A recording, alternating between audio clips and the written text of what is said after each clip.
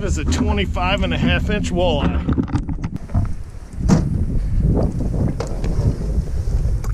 Thanks, Mama. Show everyone what I'm doing. I'm in northern Missouri and the water's 42 degrees, so the fish seem to me like they're in the winter pattern still. And what I'm doing, I caught that walleye. I was trolling a Dubuque rig, and I'll show you what it is and then tell you what I look for. Basically, it's just a 3-way swivel. I got about 18 inches of line, and that's a 1-ounce jig. And then I got, I don't know, 3 feet coming out of the other one with a small, that one hit on a flicker shad. I've been trying different small baits. And then this pole is a prototype pole. I make fishing poles too.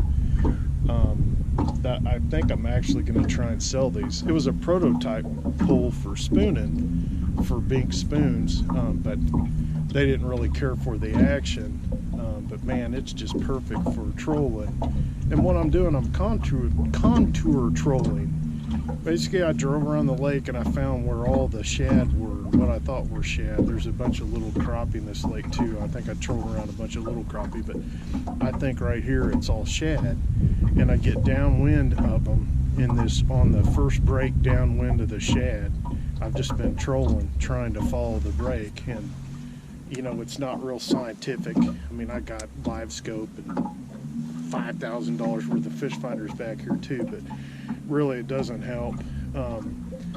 I'm just covering water basically till I stumbled into a fish, but doing it where it's downwind of a bunch of bait fish. And I kick out, you might have seen me throw out my drift socks at the beginning.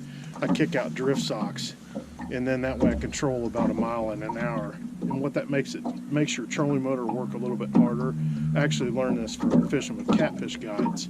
Makes your trolling motor work a little bit harder so you can steer better. Because if you try and go 1 mile an hour in the wind and you don't have enough resistance, your boat goes all over the place. But if you throw out some socks and your motor's got to pull really hard, you can steer so much better.